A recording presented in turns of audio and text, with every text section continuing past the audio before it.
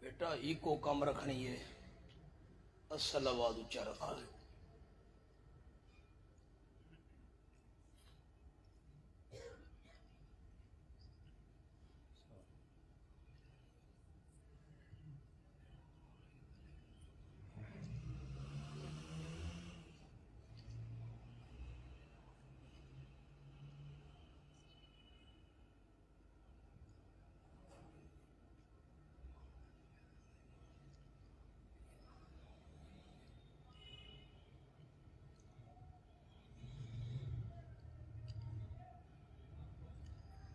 الحمد لله الذي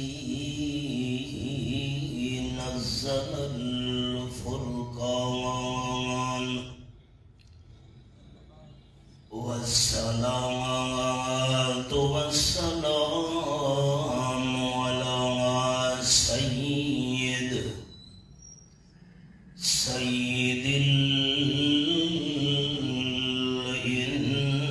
الإنس والجان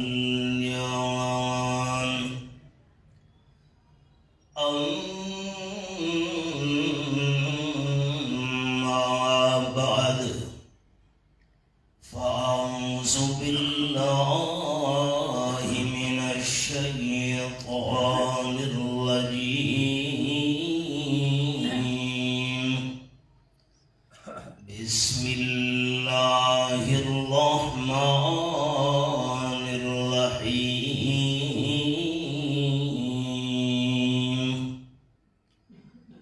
وانطلق الملأ منهم أن امشوا واصبروا على آلهتكم الآية سبحان ربك رب العزة عما يصفون وسلام على المرسلين والحمد لله رب العالمين.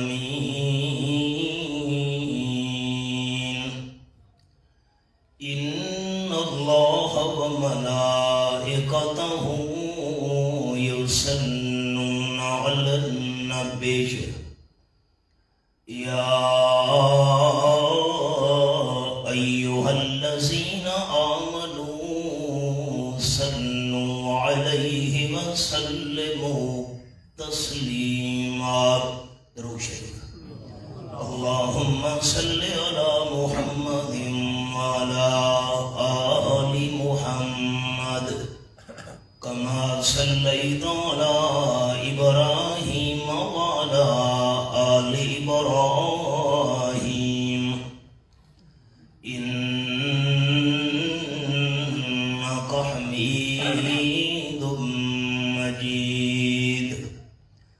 اللهم بارك على محمد وعلى آل محمد كما باركت على إبراهيم وعلى آل إبراهيم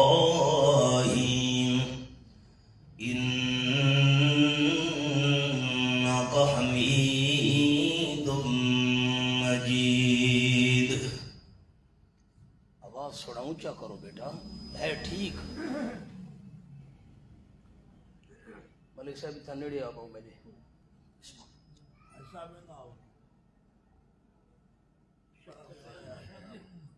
قابل عزت و احترام ذی قدر علماء کرام، معززین شہر، دوستو، بزرگوں، بھائیوں، عزیز ساتھیوں، حسب سابق اس بار بھی درس قرآن مجید کے عنوان سے معنون اس دینی محفل میں اللہ رب العالمین نے چند گزارشات آپ کی خدمت میں پیش کرنے کی سعادت نصیب فرمائی۔ میں اپنے تمام میزبان احباب کے لیے دل کی گہرائیوں سے دعا گو ہوں، رب العالمین ان کی محنت اور کوشش، آپ دوستوں کی تشریف آوری، مل بیٹھ کر بیان کرنا اور سننا اپنی رضا کے لیے قبول فرما کر ہم تمام احباب کی بخشش اور نجات کا ذریعہ بنائے۔ اردو تاجدار دو عالم صلی اللہ علیہ وسلم کی محفل تھی۔ فاروق اعظم رضی اللہ تعالی عنہ کی زبان سے یہ الفاظ نکلے، عرض کرنے لگے حضرت لَأَنْتَ أَحَبُّ إِلَيَّ مِنْ كُلِّ شَيْءٍ إِلَّا نَفْسِي۔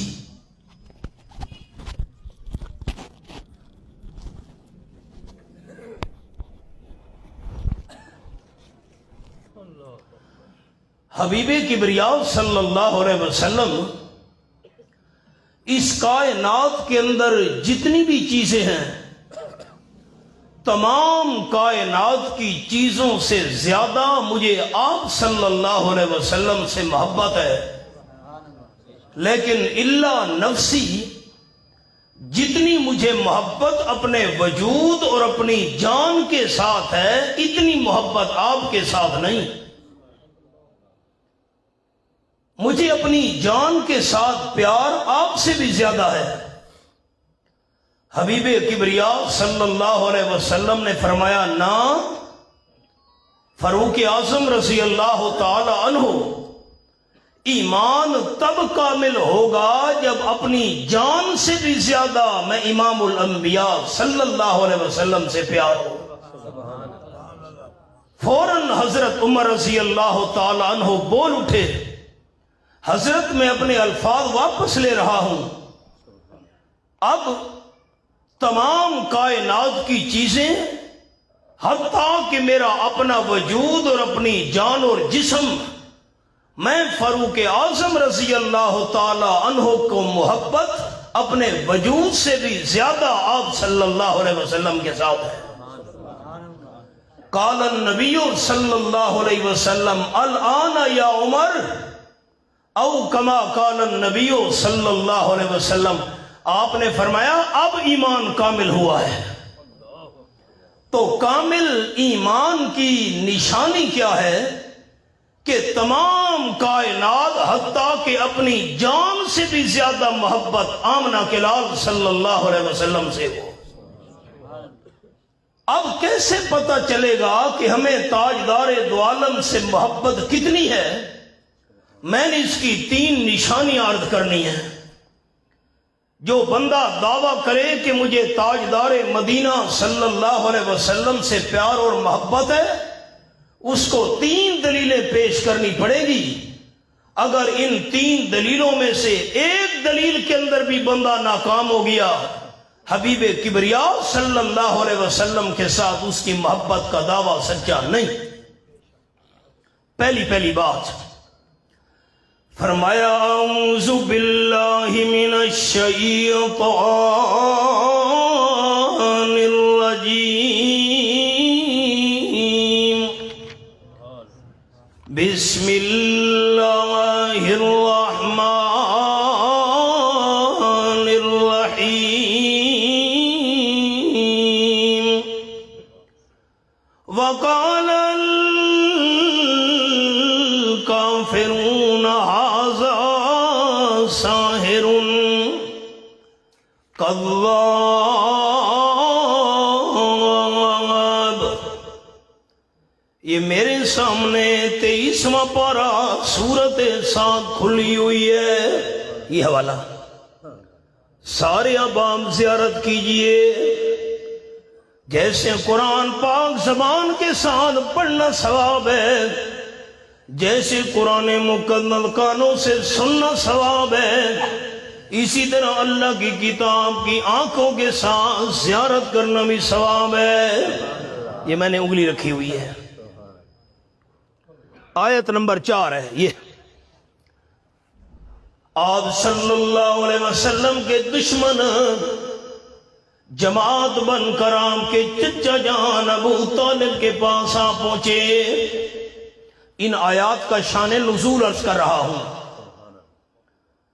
آ کر آپ صلی اللہ علیہ وسلم کے چچا ابو طالب سے کہنے لگے، ذرا اپنے بھتیجے کو سمجھا، اس نے باپ اور بیٹے کے درمیان اختلاف پیدا کر دیا ہے، بیوی خامد کی مخالف ہو گئی ہے، اولاد والدین کی دشمن بن چکی ہے، ذرا بھتیجے کو بلا اور ہمارے سامنے سمجھا۔ آمنہ کے لال صلی اللہ علیہ وسلم کے بعد چچا ابو طالب کا پیغام آیا، میرے بھتیجے ذرا میرے گھر کے اندر تشریف لے آئیے۔ آپ صلی اللہ علیہ وسلم نے چچا کا پیغام سنا، چل پڑے، ابو طالب کے گھر کے اندر داخل ہوئے۔ حضرت عبداللہ ابن عباس رضی اللہ عنہ فرماتے ہیں ان آیتوں کا شان نزول یہ ہے، ابو طالب کے بالکل قریب ایک آدمی کی جگہ خالی پڑی ہوئی تھی، باقی سارے گھر کا سین آپ صلی اللہ علیہ وسلم کے دشمنوں سے بھرا ہوا تھا۔ آپ صلی اللہ علیہ وسلم دروازے پر پہنچے، خالی جگہ دیکھی، ارادہ کیا چچا کے قریب جا کر بیٹھ جاؤں۔ ابو جہل نے دیکھا ابو طالب کے قریب ایک آدمی کی جگہ خالی پڑی ہوئی ہے، وہ جلدی سے اٹھا، خالی جگہ پہ آ کر بیٹھ گیا۔ ابو جہل کے دل میں یہ خیال تھا اگر امام الانبیاء صلی اللہ علیہ وسلم چچا کے ساتھ بیٹھ گئے، ایسا نہ ہو چچا کے دل میں آپ کے لیے ہمدردی پیدا ہو جائے، قریب جو بیٹھے ہیں خیر خواہی پیدا نہ ہو جائے۔ ابو جہل نے خالی جگہ پر کر لی۔ آپ صلی اللہ علیہ وسلم بالکل آخر میں دروازے کے پاس بیٹھ گئے۔ ابو طالب کہنے لگا میرے بھتیجے، یہ ساری قوم کے بڑے بڑے افراد میرے پاس آئے ہیں اور شکوہ کرنے آئے ہیں، تو نے کیا ان کے اندر اختلاف پیدا کر دیا ہے؟ آپ صلی اللہ علیہ وسلم نے فرمایا چچا جان، میں نے ان کو کہا ہے ایک کلمہ مان لو، ایک بات میری تسلیم کر لو، تطیعکم العرب والعجم، ایک بات ماننا تمہارا کام ہے، اللہ عرب اور عجم والوں کو تمہاری غلامی میں مجبور کر دے گا۔ ساری سریکی چاہدن توڑیاں جتیاں چاہمن آلے بڑھ ویسے ہیک گال میری منو چاہ۔ آپ صلی اللہ علیہ وسلم نے یہ فرمایا، سب سے پہلے ابو جہل بول اٹھا، کہنے لگے آمنہ کے لال صلی اللہ علیہ وسلم اگر تمام عرب والے عجم والے ہماری غلامی کرنے کے لیے تیار ہو جائیں، ایک نہیں ہم ایسی 10 باتیں ماننے کے لیے تیار ہیں۔ آپ صلی اللہ علیہ وسلم نے فرمایا چچا میں نے ان کو کہا ہے عرب اور عجم کی غلامی اگر چاہتے ہو وہ تمہاری غلامی کرنے والے بن جائیں تو قولوا لا الہ الا اللہ تطیعکم العرب والعجم، لا الہ الا اللہ والی دعوت ماننا تمہارا کام ہے، عرب اور عجم کو تمہارے غلام بنانا رب العالمین کا کام ہے۔ بس یہ بات کہنے کی دیر تھی، چیخ و پکار شروع ہو گئی۔ آپ صلی اللہ علیہ وسلم کی یہ دعوت سننے کے بعد قرآن پاک کے الفاظ ہی ہیں، وَانْطَلَقَ الْمَلَأُ مِنْهُمْ أَنِ امْشُوا وَاصْبِرُوا عَلَىٰ آلِهَتِكُمْ إِنَّ هَٰذَا لَشَيْءٌ يُرَادُ۔ یہ میں نے انگلی رکھی ہوئی حوالے پر، سارے سردار کھڑے ہو گئے۔ آپس میں بڑبڑاتے ہوئے چیخوں پکار کرتے ہوئے چلنے لگے اور دوسروں کو بھی کہنے لگے انمشو چلو چلو یہاں سے اس گھر کو خالی کرو فاصبروا علی آلہتکم اپنے تمام الہوں پر ڈٹ جاؤ تمام الہوں والا عقیدہ چھوڑنا نہیں ایک اللہ کے الہ ہونے والا عقیدہ ماننا نہیں یہ کوئی منصوبہ معلوم ہوتا ہے یہ کوئی سازش نے تیار کی ہے قرآن پاک کے الفاظ کہنے لگے جعل الآلہۃ الہا واحدا ان ھذا لشیء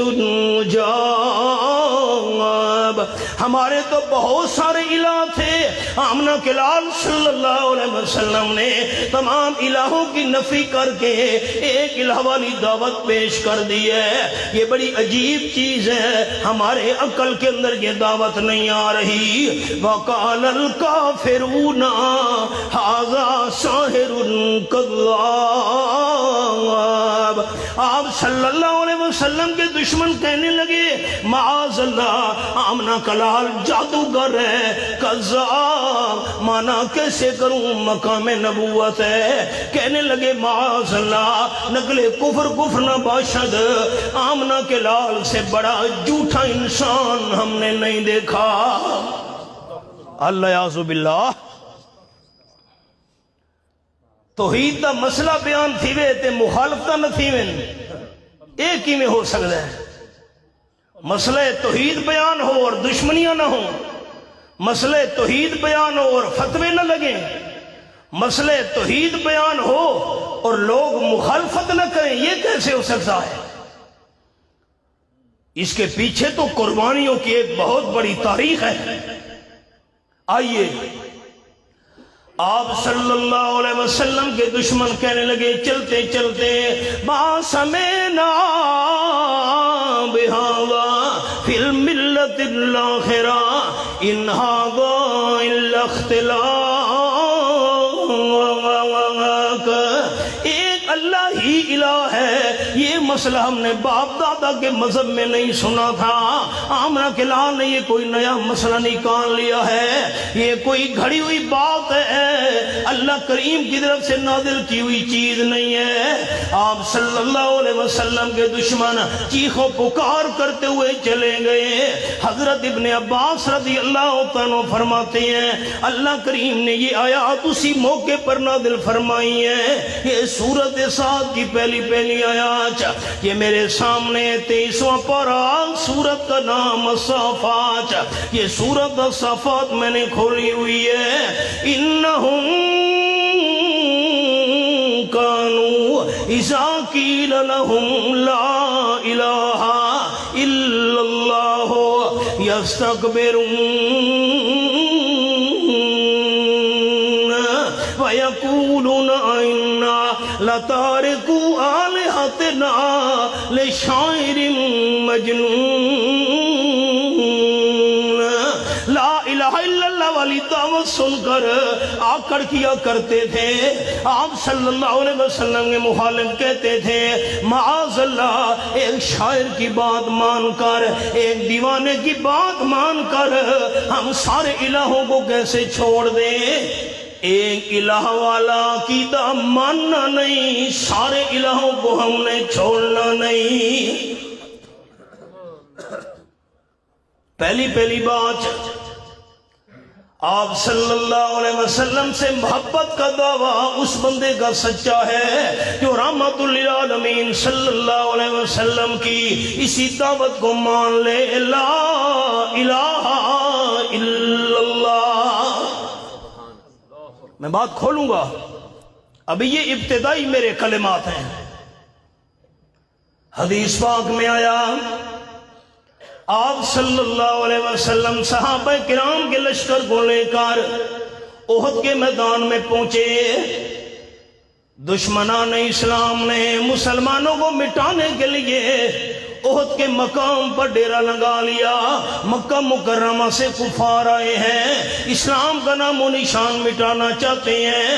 آپ صلی اللہ علیہ وسلم تو صحابہ کرام کی جماعت کے ساتھ احد کے میدان میں پہنچے ہوئے تھے۔ مدینہ طیبہ کے اندر مسلمانوں کے محلوں میں کوئی جوان بندہ نہیں تھا، یا عورتیں ہیں یا بچے ہیں یا بوڑھے بندے ہیں۔ ایک بندے کا نام ہے اسیرم، اسیرم اس کو کہا جاتا تھا، عمرو بن ثابت اس کا نام تھا۔ یہ مدینہ طیبہ سے باہر گیا ہوا تھا، جب مدینہ طیبہ میں واپس پہنچا حیران ہو گیا، میری قوم کا کوئی جوان بندہ نظر نہیں آ رہا۔ عورتوں سے پوچھا، بوڑھوں سے سوال کیا، ہماری قوم قبیلے کے جوان کہاں گئے؟ سب نے جواب دیا، دشمنان اسلام نے حملہ کر دیا ہے، سارے مسلمان جوان دشمنان اسلام کا مقابلہ کرنے کے لیے گئے ہوئے ہیں۔ باقی سارا قبیلہ مسلمان تھا، اسیرم نے ایمان قبول نہیں کیا تھا۔ دو حوالے سن لے پہلے۔ 15واں پارہ، سورت کا نام سورت الکہف۔ فرمایا وَقُلِ الْحَقُّ مِن رَبِّكُمْ فَمَن شَاءَ فَلْيُؤْمِنْ وَمَن شَاءَ فَلْيَكْفُرْ۔ یہ میرے سامنے آیت نمبر 29 ہے، سورت الکہف 15واں پارہ۔ رب کی طرف سے حق کا مسئلہ آ چکا ہے، جس کی مرضی ایمان قبول کر لے، جو چاہے انکار کر دے۔ اسلام قبول کرنے کے لیے کسی پر زبردستی کرنے کی شریعت میں اجازت نہیں ہے۔ تیسرا پارہ، سورت کا نام سورت البقرہ۔ فرمایا لا اکراہ فی الدین، پہلا صفحہ سورت البقرہ۔ یہ میں نے انگلی رکھی ہوئی ہے تیسرے پارے کے پہلے صفحے پر۔ دین کے اندر کوئی جبر نہیں ہے، کوئی خوشی سے موحد بننا چاہے، اپنی خوشی سے ایماندار بننا چاہے، اس کی مرضی۔ سارا قبیلہ ایماندار بن چکا تھا، اسیرم نے ایمان قبول نہیں کیا تھا۔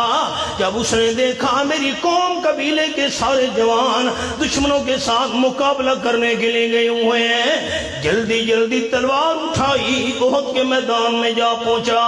آپ صلی اللہ علیہ وسلم سے ملاقات ہو گئی۔ اسیرم کہنے لگا حضرت یہ بتائیے، پہلے میں آپ کی دعوت قبول کروں لا الہ الا اللہ والی، اللہ نے آتے ہوئے دل تبدیل کر دیا تھا، یا پہلے قوم قبیلے کے ساتھ مل کر دشمنان اسلام کا مقابلہ کروں؟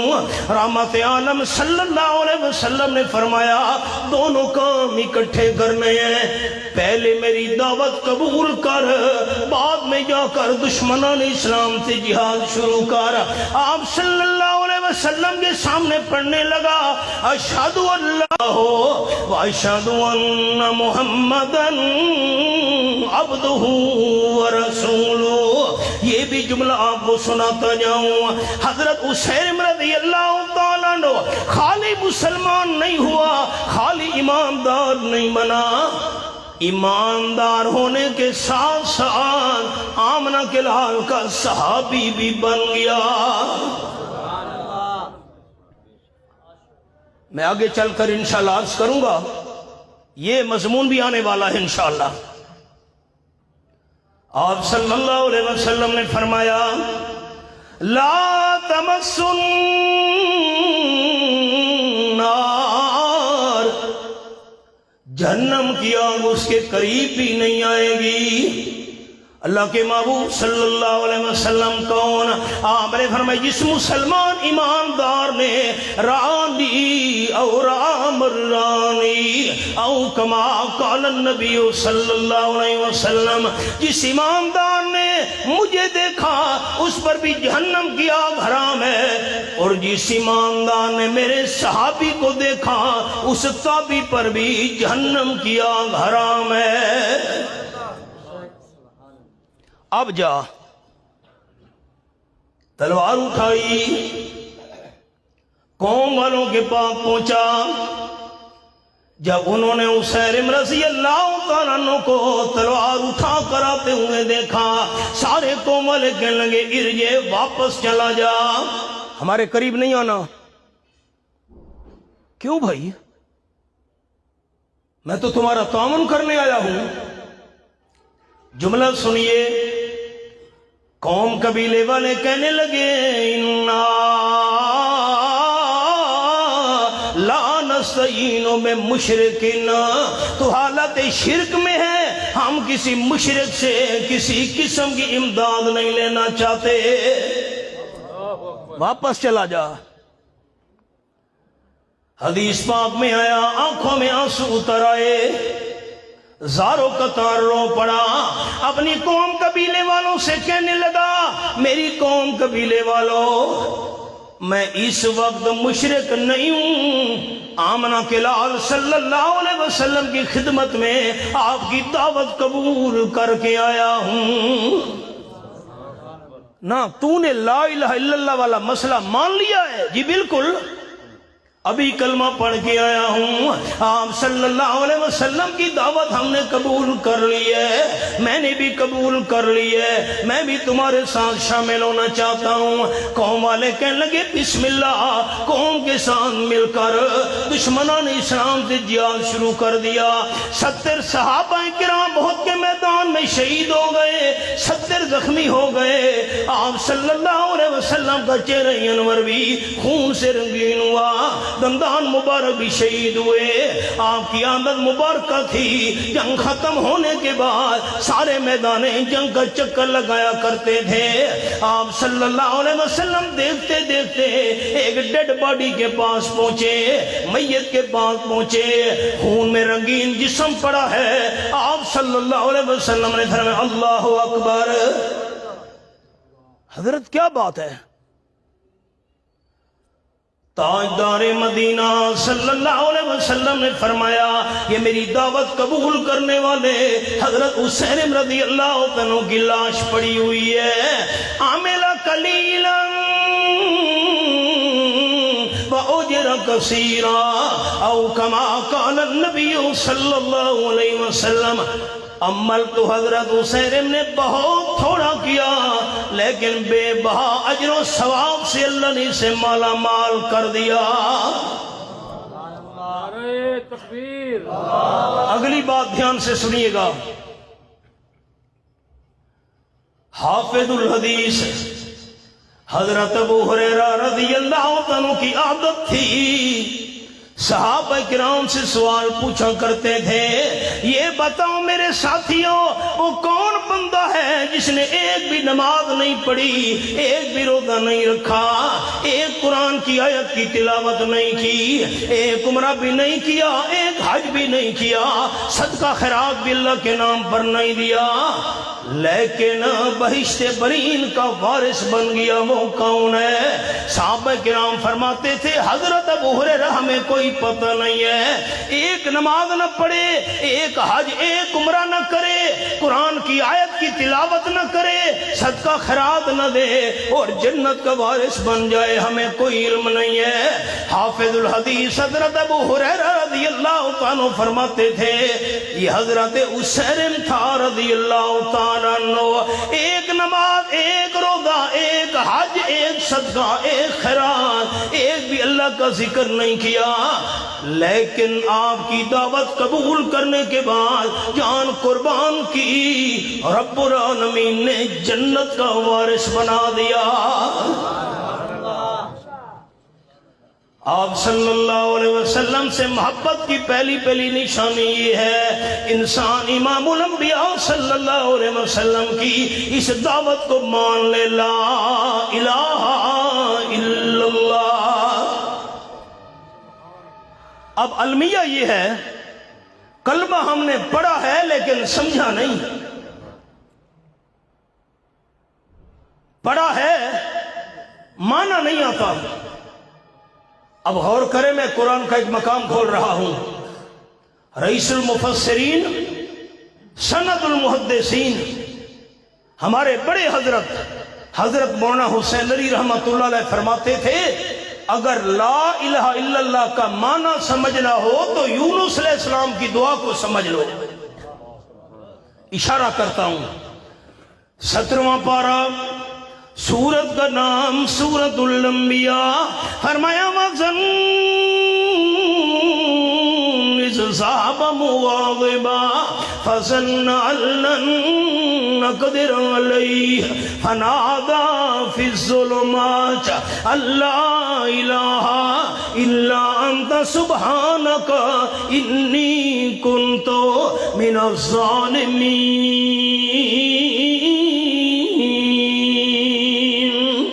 یہ حوالہ ہے آیت نمبر 87 سورت الانبیاء 17واں پارہ. حضرت یونس علیہ السلام نے قوم کے سامنے اسی مسئلہ توحید کی تبلیغ کی. قوم نے نہیں مانی بات. مدت گزر گئی، یونس علیہ السلام بیان کرتے رہے. رب العالمین 3 دن کے بعد جیا،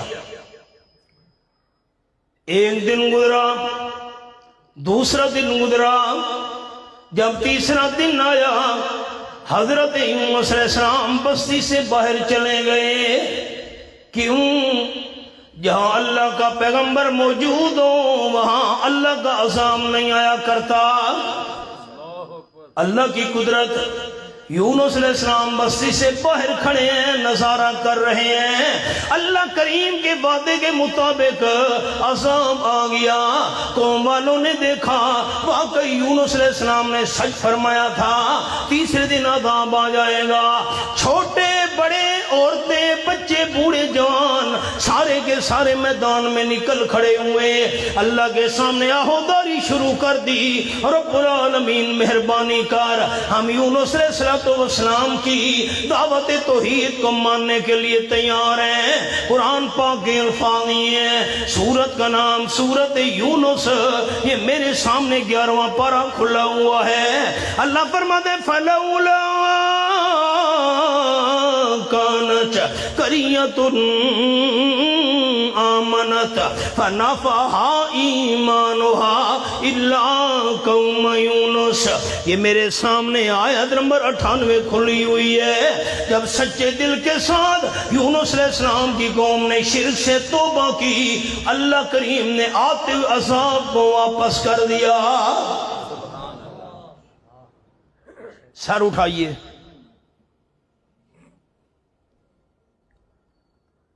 عذاب واپس چلا گیا.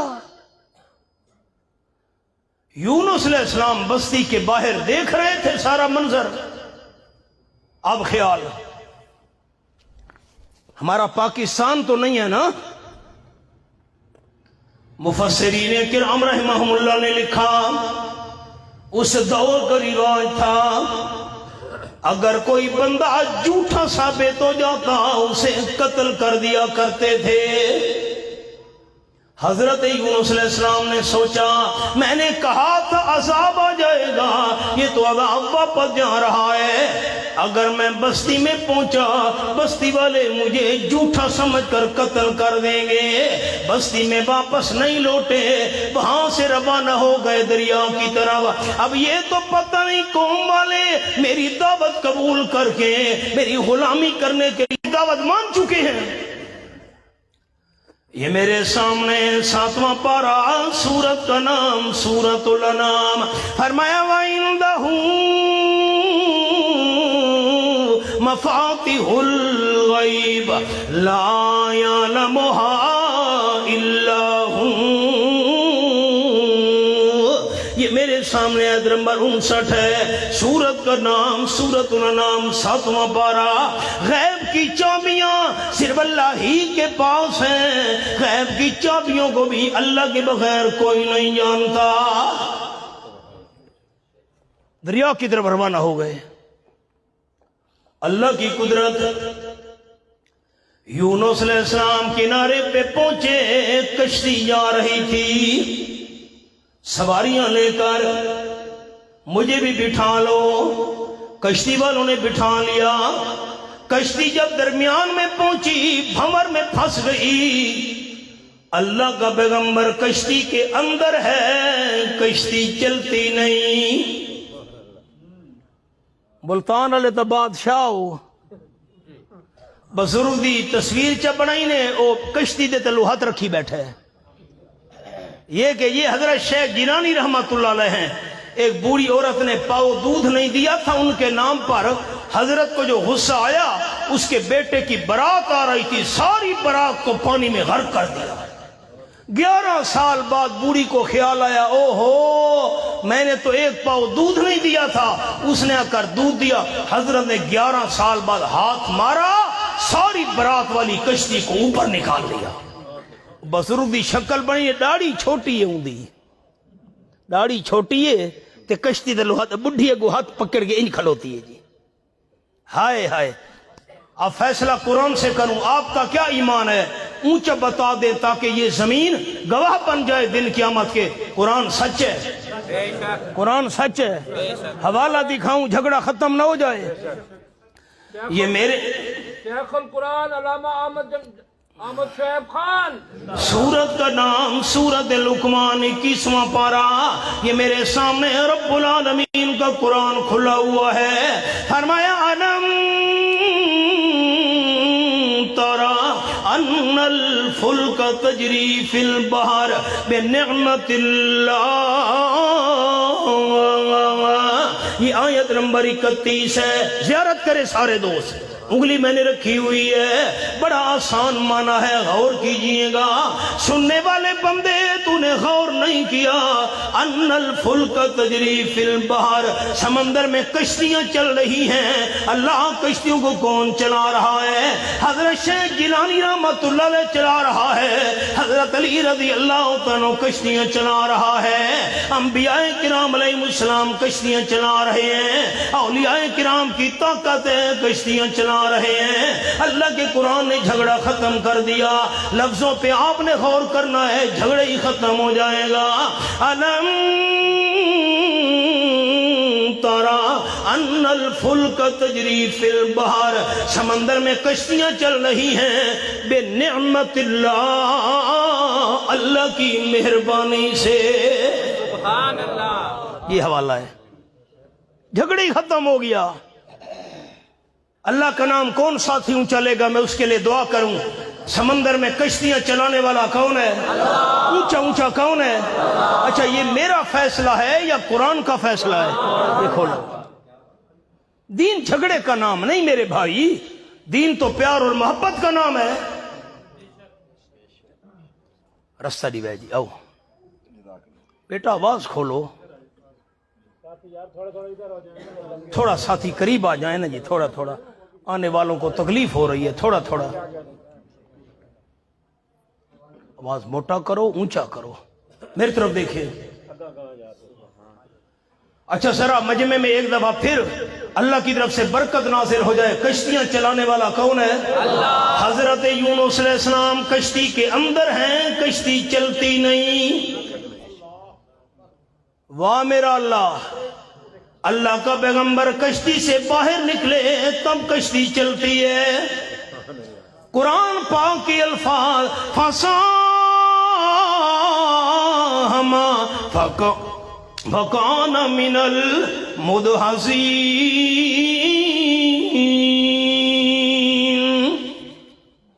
سورۃ الصافات، یہ میں نے انگلی رکھی ہوئے حوالے پر۔ کشتی والے کہنے لگے قرآن دادی کرو، ایک بندے کو ہم نے کشتی سے باہر نکالنا ہے۔ قرآن دادی کی گئی، نام یونس علیہ السلام کا نکلا۔ نا نا نا نا، اتنا حسین و جمیل بندہ سمندر میں پھینک دیا جائے، دوبارہ قرآن دادی کرو، پھر نام یونس علیہ السلام کا نکلا، تیسری بار قرآن دادی کی، پھر بھی نام یونس علیہ السلام کا نکلا۔ حضرت یونس علیہ السلام سمجھ گئے ہجرت تو میں نے کی تھی، اللہ سے اجازت نہیں لی تھی، مجھ پر اللہ کا امتحان آ گیا۔ حضرت یونس علیہ السلام نے سمندر میں چھلانگ لگا دی تاکہ تیر کر دوسرے کنارے پہ پہنچ جاؤں۔ اللہ فرماتے فَالْتَقَمَهُ الْحُوتُ، اللہ کے حکم سے مچھلی منہ کھول کر انتظار میں تھی، پانی میں چھلانگ لگانے کی دیر تھی، مچھلی نے حضرت یونس علیہ السلام کو نگل لیا، سمندر کی تہ میں جا کر بیٹھ گئی۔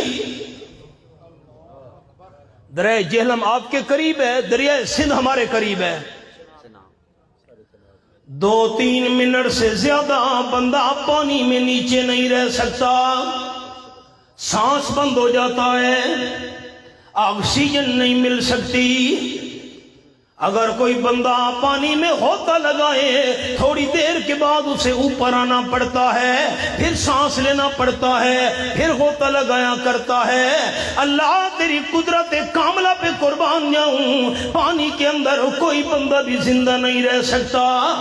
اللہ نے یونس علیہ السلام کو زندہ رکھا، مچھلی کے پیٹ میں، پانی کے تہ کے اندر اللہ نے زندہ رکھا ہوا ہے۔ اللہ کے قرآن نے مسئلہ سمجھا دیا، ہم اسباب کے محتاج ہیں، اللہ اسباب کا محتاج نہیں ہے۔ اب یہ کون سا جیل خانہ ہے؟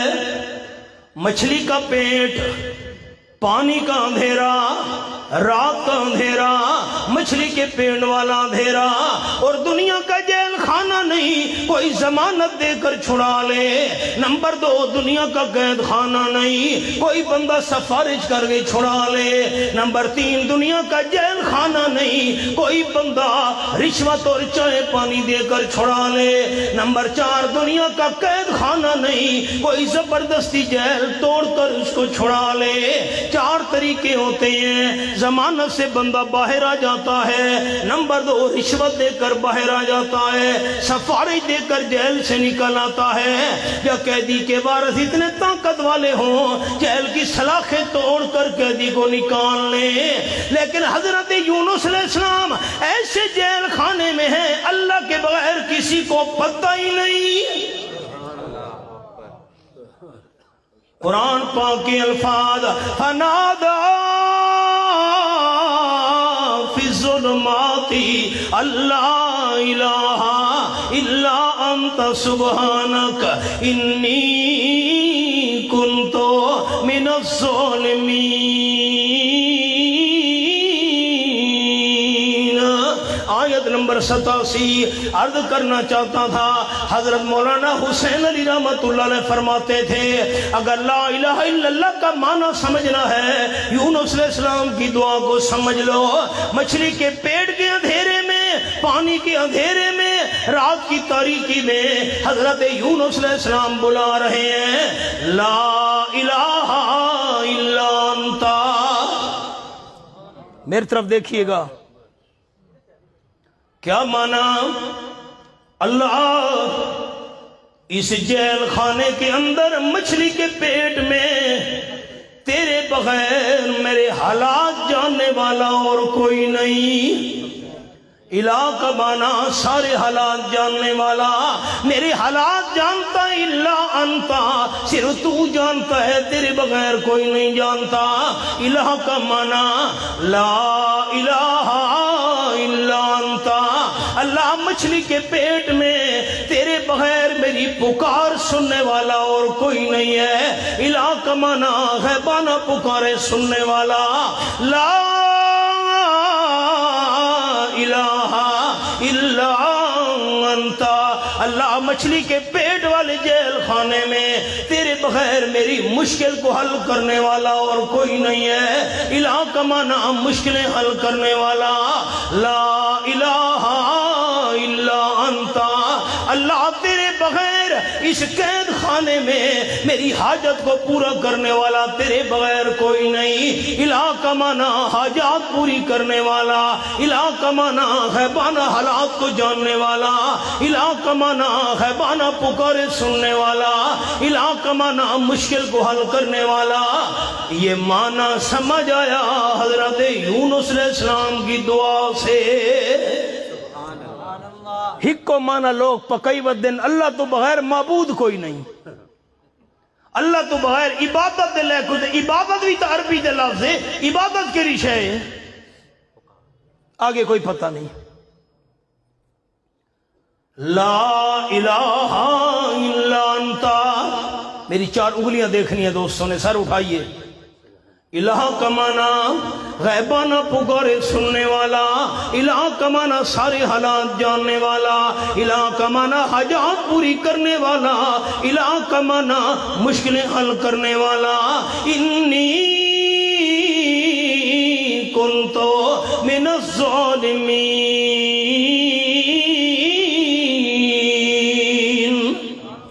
میں نے سبق روک دیا. ملک صاحب اس سے سبق تے میں دوبارہ آمنا ہے، یہ سبق آپ نے نہیں بھولانا. آپ کو ایک حدیث پاک سناؤں. مسجد نبوی ہے، حضرت فاروق اعظم رضی اللہ عنہ کا دور خلافت تھا. حضرت سعد رضی اللہ عنہ مسجد میں پہنچے. حدیث پاک میں آیا حضرت عثمان رضی اللہ تعالیٰ عنہ مسجد نبوی شریف کے اندر بیٹھے تھے. حضرت سعد نے آ کر کہا السلام علیکم. حضرت عثمان رضی اللہ تعالیٰ عنہ نے نظر اٹھائی، حضرت سعد رضی اللہ عنہ کو دیکھا لیکن سلام کا جواب نہیں دیا. سلام کیا ہے جواب نہیں دیا. حضرت سعد رضی اللہ عنہ مسجد سے نکلے، دربار خلافت میں جا پہنچے، عرض کرنے لگے امیر المومنین ابھی تو حبیب کبریا صلی اللہ علیہ وسلم کو اس دنیا سے رخصت ہوئے اتنا زیادہ عرصہ بھی نہیں گزرا، ہمارے دلوں کے اندر اتنی دوری پیدا کیوں ہو گئی ہے؟ حضرت فاروق اعظم نے پوچھا کیا بات ہے؟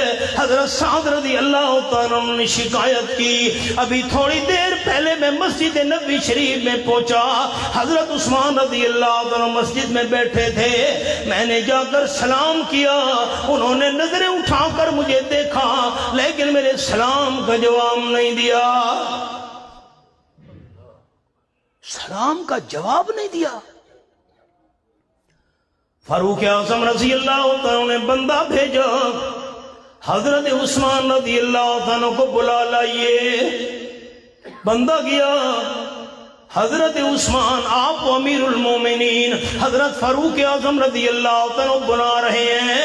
دربار خلافت میں حضرت عثمان پہنچے، حضرت فاروق اعظم رضی اللہ عنہ نے فرمایا حضرت صاحب نے آپ کو سلام کیا تھوڑی دیر پہلے، آپ نے نظر اٹھا کر دیکھا بھی ہے، جواب کیوں نہیں دیا؟ حضرت عثمان رضی اللہ، عجیب گل ہے نا، مجھے تو حضرت صاحب نے سلام نہیں کیا. آپ کیا فرما رہے تھے؟ سلام کیا ہے جی میں نے کیا ہے. حضرت سعد رضی اللہ عنہ نے قسم اٹھا لی، مجھے اللہ کی قسم ہے میں نے آ کر سلام کیا. حضرت عثمان رضی اللہ عنہ نے جواب میں قسم اٹھا لی آپ نے مجھے سلام نہیں کیا. آؤ جی تے دوئے ہن کون جنہاں نو قرآن آکھے اولئک ہم الصادقون، انہاں دے نال دا سچا امتی چلا بنایا ہی نہیں. یہ کیا دونوں نے قسمیں اٹھانی ہیں اللہ کے نام کی. واللہ میں نے سلام کیا، اللہ کی قسم سلام نہیں کیا. بس تھوڑی دیر گزری، حضرت عثمان رضی اللہ عنہ کہنے لگے استغفر اللہ واتوب الیہ، میں اللہ کی بارگاہ میں بخشش چاہتا ہوں، اللہ تیرے دربار میں توبہ کرتا ہوں. واقعی آپ نے سلام کیا ہوگا لیکن میں ایک خیال میں بیٹھا ہوا تھا، ایک سوچ کے اندر بیٹھا ہوا تھا، اس لیے مجھے آپ کے سلام کا پتہ ہی نہیں چلا. میں اپنی بات واپس لیتا ہوں، آپ نے سلام کیا ہوگا، میں ایک سوچ میں بیٹھا تھا. کون سی سوچ؟ سبق آ گیا، میری طرف دیکھیے گا سارے بھائی. کون سی سوچ؟ حضرت عثمان رضی اللہ عنہ کہنے لگے ایک دن آمنہ کے لال صلی اللہ علیہ وسلم نے فرمایا تھا جو بندہ چاہتا ہے اللہ میری دعا قبول کر لے، یہ لفظ پڑھنا بندے کا کام ہے. دعا قبول کرنا اور قرآن امین کا کام ہے۔ مجھے وہ الفاظ یاد نہیں رہے کون سے لفظ آپ صلی اللہ علیہ وسلم نے بیان فرمائے تھے، یہ لفظ پڑھنے سے اللہ بندے کی ہر دعا قبول کر لیتا ہے۔ جب بھی مجھے یہ بات یاد آتی ہے میرے ذہن پر تاریکی چھا جاتی ہے، دل پر بھی اندھیرا چھا جاتا ہے۔ آپ صلی اللہ علیہ وسلم سے میں پوچھ نہ سکا دوبارہ، ایک دفعہ تو آپ نے بیان فرما دیا یہ لفظ پڑھنے سے اللہ دعا قبول کر لیتا ہے۔ اللہ کے معبود دنیا سے رخصت ہو گئے، میں پوچھ نہیں سکا کون سے الفاظ تھے۔ سارے ساتھی جاگو، کوئی زندگی کا پتہ نہیں میرا پھر ملاقات ہوتی ہے کہ نہیں۔ دل حاضر کرنا، میں لوز ٹاک کا مخالف ہوں، میں سنجیدہ بندہ ہوں، کسی پر ذاتی تنقید کردار کشی یہ میرا مزاج نہیں۔ حضرت فاروق اعظم رضی اللہ تعالیٰ عنہ نے یہ نہیں فرمایا، جاگو تاں یہ نہیں فرمایا آپ صلی اللہ علیہ وسلم کے الفاظ آپ کو یاد نہیں کون سے لفظ پڑھنے سے اللہ دعا قبول کر لیتا ہے۔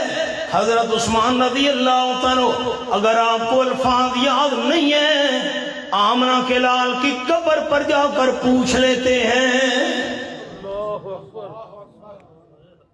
ایک گال سمجھ نہیں ہے ملتانیہ کو، نعرہ تکبیر، اگر شیخ القرآن علامہ احمد شعیب خان، اگر صحابہ کرام کا یہ عقیدہ ہوتا آپ صلی اللہ علیہ وسلم وفات کے بعد ان کانوں مبارکوں کے ساتھ سنتے بھی ہیں، ان آنکھوں مبارکوں کے ساتھ دیکھتے بھی ہیں، اس زبان مبارک کے ساتھ جواب بھی دیتے ہیں، آپ کو پتہ ہے فلاں بندہ قبر پہ کھڑا ہے۔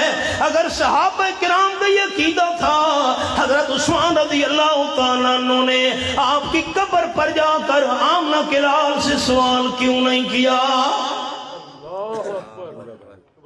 فاروق اعظم نے کیوں نہیں فرمایا؟ قبر منور جو سامنے ہے، اب غور کریں، میرے ہاتھوں کو دیکھنا سارے بھائی،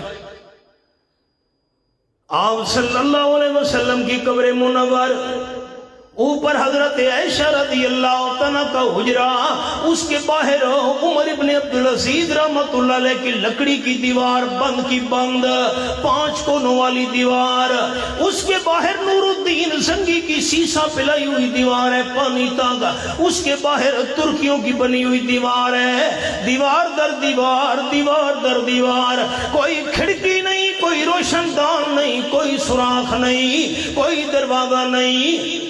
سینکڑوں سال گزر چکے ہیں، آپ صلی اللہ علیہ وسلم کی قبر منور کو کسی بندے نے بھی نہیں دیکھا۔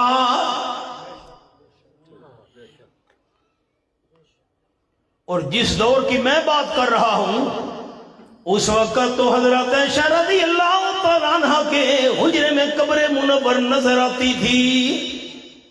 یہ حضرت صدیق اکبر کی قبر تھی اس وقت، یا آپ صلی اللہ علیہ وسلم کی قبر منور تھی اس وقت، تو عمر ابن عبدالعزیز کا دور بھی نہیں آیا تھا، فاروق اعظم رضی اللہ عنہ کا زمانہ تھا، دونوں قبریں سامنے حجرے میں نظر آتی تھی۔ اگر حضرت عثمان کا عقیدہ ہوتا، فاروق اعظم رضی اللہ عنہ کا عقیدہ ہوتا، آپ صلی اللہ علیہ وسلم وفات کے بعد ہماری باتیں سنتے بھی ہیں، جواب بھی دیتے ہیں، ہمیں دیکھتے بھی ہیں، اوپر اور نیچے کا فرق ہے۔ حضرت عثمان نے، فاروق اعظم رضی اللہ عنہ دونوں نے قبر نبی پر جا کر آپ سے سوال کیوں نہیں کیا؟ حضرت کون سے الفاظ کے ساتھ اللہ دعا قبول کرتا ہے؟ تکڑے تھی وہ تکڑے، ساڈا عقیدہ صحابہ والا ہے الحمدللہ۔ یہ میرے سامنے پہلا پارہ، سورت کا نام سورت البقرہ، فرمایا فَإِنْ آمَنُوا بِمِثْلِ مَا آمَنْتُمْ بِهِ فَقَدِ اهْتَدَوْا۔ آخری صفحہ پہلا پارا، یہ میں نے انگلی رکھی ہوئی ہے، آیت کا نمبر 137۔ آپ صلی اللہ علیہ وسلم کی قبر کون سی بنانی چاہیے؟ پتہ نہیں آپ کے علاقے میں ملک صاحب کیرا رواج ہے، ہمارے علاقے میں رواج ہے ہم سامی والی قبر بناتے ہیں۔ اچھا، جو ہمارا ریتلا علاقہ ہے نا تھل کا، وہاں سامی والی قبر تو بن نہیں سکتی، ٹیلے ہی ٹیلے ہیں، تو وہاں ہم کشتی کی طرح قبر بناتے ہیں، یہ ایسے درمیان میں مردے کو رکھ دیتے ہیں، وہاں سامی والی قبر بن ہی نہیں سکتی، ریتلا علاقہ ہے یہ۔ اصل سے چیرویں قبر، کشتی نمونہ، میرے ہاتھوں کو دیکھیے گا۔ صحابہ کرام میں اختلاف ہوا، آپ کی قبر کون سی بنانی چاہیے، کشتی نمونے والی بنانی چاہیے یا سامی والی بنانی چاہیے؟ صحابہ کرام میں اختلاف ہوا۔ آپ صلی اللہ علیہ وسلم کا خلیفہ کون ہونا چاہیے؟ رحمت للعالمین صلی اللہ علیہ وسلم کا جسم مبارک سامنے چار پائی پر حضرت عائشہ کے حجرے میں موجود تھا رضی اللہ تعالیٰ عنہ۔ ابھی تدفین نہیں ہوئی، خلیفہ کون ہونا چاہیے؟ آپ صلی اللہ علیہ وسلم کو دفن کہاں کرنا چاہیے؟ آپ کو غسل کیسے دینا چاہیے؟ آپ کی قبر کیسی ہونی چاہیے؟ کسی صحابی نے بھی نہیں کہا۔ آپ صلی اللہ علیہ وسلم وفات کے بعد ان کانوں کے ساتھ سنتے بھی ہیں، ان آنکھوں کے ساتھ دیکھتے بھی ہیں، اس زبان کے ساتھ جواب دیتے ہیں۔ اختلاف کرنے کی کیا ضرورت ہے؟ آپ صلی اللہ علیہ وسلم سے پوچھ لیتے ہیں آپ کا خلیفہ کون ہونا چاہیے، آپ کو دفن کہاں کرنا چاہیے، آپ کی قبر کیسی بنانی چاہیے، آپ صلی اللہ علیہ وسلم کی تدفین کہاں ہونی چاہیے، آپ صلی اللہ علیہ وسلم کو غسل کیسے دینا چاہیے؟ سامنے جو جسم مبارک موجود تھا، صحابہ کرام نے اپنے اختلافات کا فیصلہ آمنہ کے لال سے کیوں نہیں کرایا؟ نعرہ تکبیر! مسئلہ یاد راسی، جھگڑے پڑے ہوئے ہیں آج اختلاف پڑے ہوئے ہیں، لوگوں کو لڑایا جا رہا ہے۔ ہائے ہائے، میں قبر مبارک میں تدفین کے بعد کی بات نہیں کر رہا، جسم سامنے موجود ہے، صحابہ میں اختلاف ہو رہا ہے۔ کیوں حضور صلی اللہ علیہ وسلم نے فیصلہ نہیں کرایا؟ اللہ کے محبوب آپ فیصلہ کریں، آپ سنتے ہیں، جانتے ہیں، دیکھتے ہیں سب۔ آج یہاں سے بندہ جانے لگا عمرے پر، حج پر، جی حضور سائیں دی قبر تے ون کے میرے واسطے دعا کراویں، اے عقیدہ صحابہ دا نہیں۔ بڑی سرکی سمجھ آئیے۔ بخاری شریف کے لفظ، حضرت عمر رضی اللہ عنہ کا زمانہ تھا، مدینہ طیبہ میں قحط پڑ گیا، صحابہ کرام کی جماعت کو لے کر حضرت عمر رضی اللہ عنہ مدینہ طیبہ سے باہر پہنچے۔ حدیث پاک کے اندر لفظ ہیں، اللہم انا کنا نتوسل الیک بنبیک۔ حضرت عمر عرض کرنے لگے، اللہ جب آپ صلی اللہ علیہ وسلم دنیا میں موجود تھے، ہم حضور سے دعائیں کروایا کرتے تھے، آپ دنیا سے رخصت ہو گئے، آپ کے چچا جان حضرت عباس رضی اللہ عنہ سے دعا کروا رہے ہیں۔ حضرت عباس آپ حضور صلی اللہ علیہ وسلم کے چچا ہیں، آپ دعا کریں اللہ رحمت کی بارش عطا کرے، قحط پڑا ہوا ہے۔ حضرت عباس نے بھی نہیں کہا، کسی صحابی نے بھی نہیں کہا، حضرت عباس سے کیوں دعا کروا رہے ہیں؟ آمنہ کے لال کی قبر پہ جا کر دعا کروا لیتے ہیں، کسی ایک صحابی نے بھی نہیں کہا۔ قبر منور بھی سامنے تھی، وہاں جا کر دعا کیوں نہیں کرائی؟ وفات کے بعد قبر پر جا کر دعا کروانا یہ صحابہ کا عقیدہ نہیں تھا۔ کوئی مسئلہ سمجھ ہی آیا کہ نہیں آیا؟ خیال کرے، مزید کھول رہا ہوں۔ صحابہ کرام حضرت عباس کی موجودگی میں جب حضرت عمر نے یہ درخواست کی، حضرت عباس رضی اللہ تعالیٰ نے دعا کی، اللہ نے رحمت کی بارش نازل کر دی۔ وفات کے بعد آپ صلی اللہ علیہ وسلم کی قبر پر جا کر دعا کروانا، یہ عقیدہ اور ایمان و یقین صحابہ کرام کا نہیں تھا۔ زندگی کے اندر صحابہ آپ صلی اللہ علیہ وسلم سے دعائیں کروایا کرتے تھے۔ وفات کے میں جنگل میں نہیں بیٹھا، ملتان جیسے بڑے شہر میں بیٹھا ہوں جو علمی مرکز ہے، اور میرا جملہ دل کی تختیوں پہ لکھنا ہے۔ پوری ذخیرہ احادیث کے اندر بخاری شریف، مسلم شریف، ابو داؤد شریف، نسائی شریف، ابن ماجہ، موطا امام مالک، ترمذی شریف، موطا امام محمد، ایک حدیث کی ایک کتاب میں ایک بھی صحیح حدیث ایسی نہیں ہے، ایک بھی صحیح روایت ایسی نہیں ہے کہ وفات کے بعد کسی صحابی نے آمنہ کے لال کی قبر پہ جا کے دعا کروائی ہو۔ اگر صحابہ کا یہی عقیدہ تھا، حضرت عثمان نے جا کر کیوں نہیں پوچھا آمنہ کے لال کی قبر پر، حضرت کون سے الفاظ پڑھوں اللہ دعا قبول کرتا ہے؟ آئیے سبق پر، بس قرآن کا فیصلہ آپ کو سنا دوں۔ یہ میرے سامنے 22واں پارہ، سورت کا نام سورت فاطر، فرمایا وَمَا يَسْتَوِي الْأَعْمَى وَالْبَصِيرُ وَلَا الظُّلُمَاتُ وَلَا النُّورُ وَلَا الظِّلُّ وَلَا الْحَرُورُ۔ یہ میں نے آیت نمبر 19 اور 20 نہیں ہوں، یہ دیکھیں، یہ دوسری سطر، قریب والے ساتھی تو آپ دیکھ رہے ہیں، یہ دوسری سطر سورۃ المرسلات آیت نمبر 25 اور 26۔ أَلَمْ نَجْعَلِ الْأَرْضَ كِفَاتًا أَحْيَاءً وَأَمْوَاتًا، میں اللہ نے زمین کے دو حصے بنا دیے، دو سائڈیں زمین کی میں اللہ نے بنا دیے، ایک زمین کا اوپر والا حصہ بنایا، دوسرا زمین کے نیچے والا حصہ بنایا۔ اللہ زمین کا اوپر والا حصہ کیوں بنایا؟ فرمایا احیاء، زمین کا اوپر والا حصہ بنایا زندوں کے لیے، نیچے والا زمین کا حصہ بنایا امواتن، مردوں کے لیے، اوپر زندے نیچے مردے۔ اجانی جھگڑا نہیں مکا، اوپر کسی مردے کو رکھنے کی اجازت نہیں، دفن کرنا پڑتا ہے۔ اوپر کسی مردے کو رکھنے کی اجازت نہیں، نیچے کسی زندہ کو دفن کرنے کی اجازت نہیں۔ زندہ نو دفن کرو 302 قتل دا پرچہ ہے۔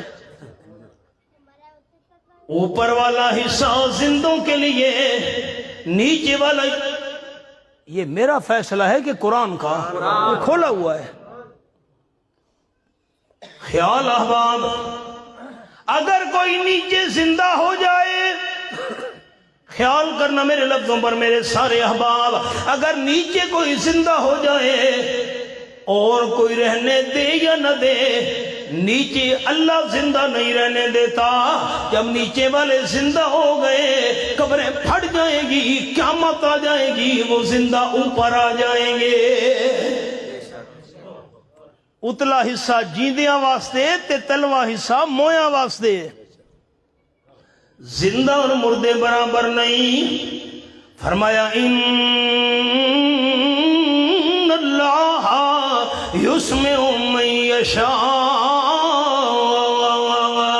وما انت بمسمع من فی القبور۔ یہ میرے سامنے رب العالمین کا قرآن، سورت کا نام سورت فاطر ہے، یہ میں نے انگلی رکھی ہوئی آخری سطر۔ اللہ جسے چاہے سنا دے، جو بات چاہے سنا دے، جس وقت چاہے سنا دے۔ 3 انگلیاں میری دوستوں نے دیکھنی ہے۔ اللہ جس کو چاہے سنا دے، جو بات چاہے سنا دے، جس وقت چاہے سنا دے۔ اللہ کی مرضی کا کسی کو پتہ نہیں چل سکتا۔ اللہ ہماری دیری تیری قدرت پر بھی ہمارا ایمان ہے، لیکن قانون کیا ہے؟ فرمایا قانون یہ ہے وما انت بمسمع من فی القبور، میرے محبوب صلی اللہ علیہ وسلم جو قبروں میں دفن ہیں آمنہ کے لال، آپ بھی ان کو نہیں سنا سکتے۔ سبحان اللہ۔ حضور نہیں سنا سکتے، ہم سنا سکتے ہیں۔ واہ بھائی واہ، نہیں کوئی سندا قبراں والا تیری عرض پکار دہائی۔ آپ کے ملتان کے خاکی نے کہا، عبد الکریم خاکی نے، آپ نے دیکھا تھا ان کو؟ ہائے ہائے، تھوڑے محلے دا آئی، ماشاءاللہ، بالکل ہی میں گال ہے۔ ہم نے ان کی نظمیں سنی، بالکل ہمارے بیانات کے اندر، یہاں ملتان میں بھی میں نے سنی اور ڈیرہ اسماعیل خان میں بھی سنی۔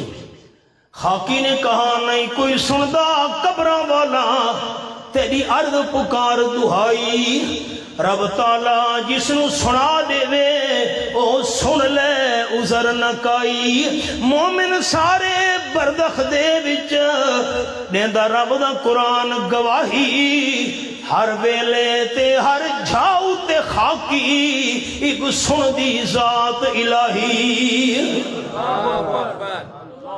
حضرت عثمان رضی اللہ تعالیٰ پریشان بیٹھے تھے، حضرت سعد نے سلام کیا، حضرت عثمان نے جواب نہیں دیا۔ سبق بھولتا نہیں گیا، وہ سبق آئی۔ حضرت عثمان کہنے لگے، سوچ میں بیٹھا ہوا تھا آپ صلی اللہ علیہ وسلم نے کون سے الفاظ فرمائے تھے بندہ وہ پڑھے تو اللہ دعا قبول کر لیتا ہے۔ حضرت سعد رضی اللہ عنہ کہنے لگے، بھائی عثمان رضی اللہ عنہ، آپ کو وہ الفاظ یاد نہیں رہے، مجھے وہ الفاظ یاد ہیں۔ وہ کیسے؟ حضرت سعد رضی اللہ عنہ کہنے لگے، ایک دن آمنہ کے لال صلی اللہ علیہ وسلم کی محفل تھی، ہم بھی محفل کے اندر حاضر تھے، آپ صلی اللہ علیہ وسلم نے یہی دعا کی قبولیت والا مسئلہ شروع کیا، بندہ یہ الفاظ پڑھے اللہ دعا قبول کر لیتا ہے۔ ابھی آپ نے وہ الفاظ بیان نہیں فرمائے تھے، ایک دیہاتی بندہ آ پہنچا،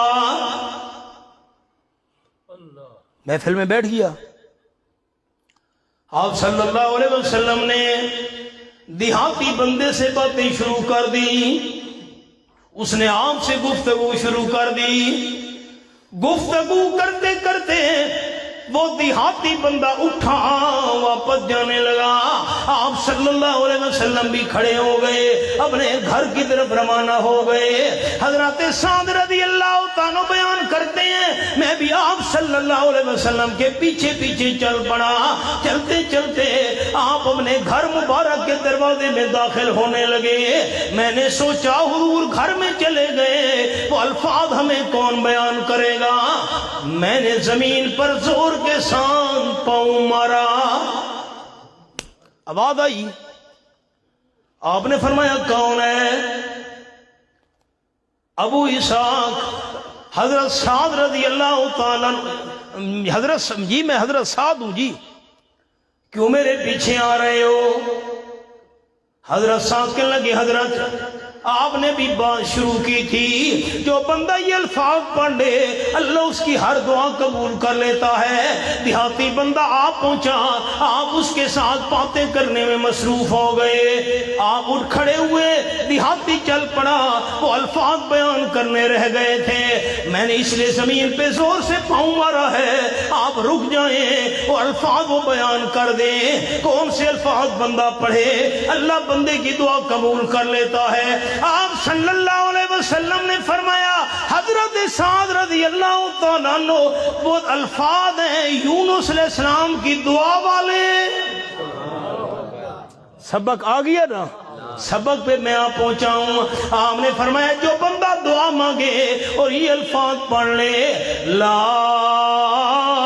الہ الا انت سبحانک انی کنت من الظالمین، جو بھی بندہ دعا مانگے حضرت یونس علیہ السلام والے الفاظ بھی ساتھ پڑھ لے، اللہ بندے کی دعا ضرور قبول کر لیتا ہے۔ حضرت عثمان خوش ہو گئے۔ اللہ کریم فرماتے ہیں حضرت یونس نے جب مجھے پکارا مشرق، یہ کوئی مسئلہ معمولی ہے، لوگوں نے اس مسئلے کو معمولی سمجھا ہوا ہے۔ میں نے پچھلے سال بھی حوالہ دکھایا تھا، اب بھی حوالہ دکھا رہا ہوں، 8واں پارہ،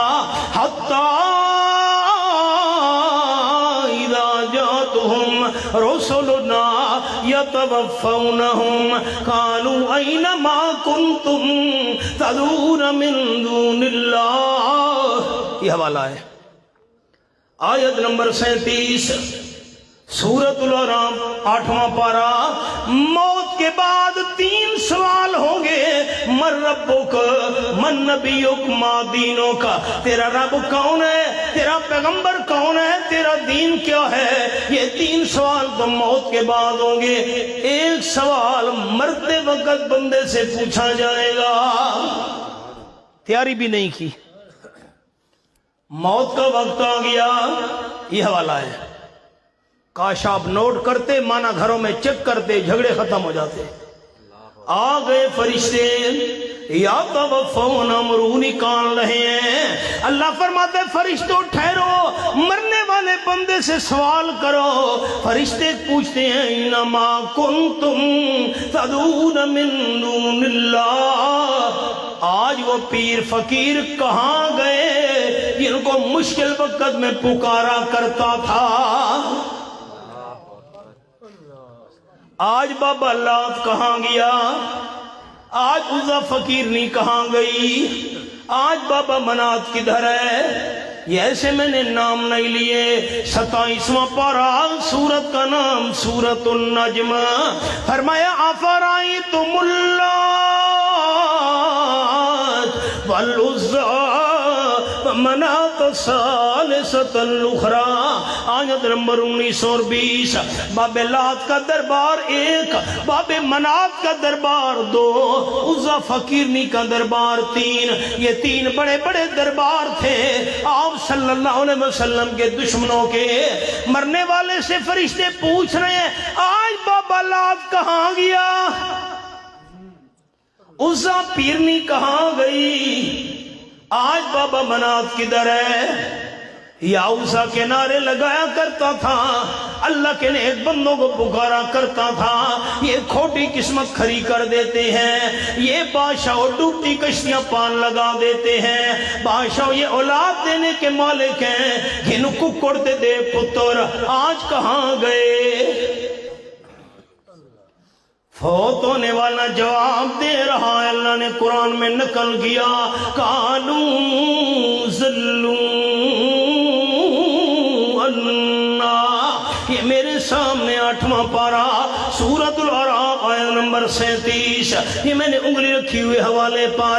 فوت ہونے والا بندہ اعلان کر رہا ہے فرشتوں کے سامنے، ذلوا عنا، سارے غائب ہو گئے، بابا لات بھی نظر نہیں آ رہا، بابا منات بھی غائب ہو گیا، عزا پیرنی اور فقیرنی بھی نظر نہیں آ رہی۔ اللہ کریم بات مکمل ہو گئی، فرمایا نہیں نہیں، مرنے والا بندہ گواہی دیتا ہے اپنے خلاف، وَشَاهِدُوا عَلَىٰ أَنفُسِهِمْ أَنَّهُمْ كَانُوا كَافِرِينَ۔ قریب والے ساتھی دیکھے، میں نے انگلی رکھی ہوئی حوالے پر، فوت ہونے والا بندہ اپنے خلاف گواہی دیتا ہے، میں مشکل اور پریشانی میں اللہ کے بغیر دوسروں کو غیبانہ پکارا کرتا تھا۔ کافرین، میں نے ساری زندگی کفر پر گزار دی ہے، اپنے اوپر فتویٰ لگائے گا، فرشتے روح کھینچ لیں گے۔ میں مسئلہ یہ سنانا چاہتا تھا، الہ کا معنی غیبانہ پکارے سننے والا، الہ کا معنی مشکل کو حل کرنے والا، الہ کا معنی سارے حالات جاننے والا، الہ کا معنی حاجتیں پوری کرنے والا۔ لا الہ الا انت अनत सुबहानका। अल्लाह फरमाते हैं फस्तजबना लहू, हमने बंद हो गया। फरमाया नहीं नहीं, वकज़ालिका नुंजिल मुमिनीन, जो ईमानदार बंदा मैं अल्लाह के साथ यकीन रख कर यूनुस अलैहिस्सलाम की तरह खालिश मेरी पुकार करता रहेगा, मैं अल्लाह परेशानियों से इसी तरह नजात देता रहूंगा। अगर हजरत यूनुस अलैहिस्सलाम मछली के पेट वाले जेल खाने में मैं अल्लाह की खालिद पुकार न करते, क़यामत तक मछली के पेट में पड़े रहते। कोई मामूली मसला है। पहली बात, आप सल्लल्लाहु अलैहि वसल्लम से मोहब्बत का दावा है तो आमना के लाल सल्लल्लाहु अलैहि वसल्लम की दावत माननी पड़ेगी। कौन सी दावत? ला इलाहा इल्लल्लाह।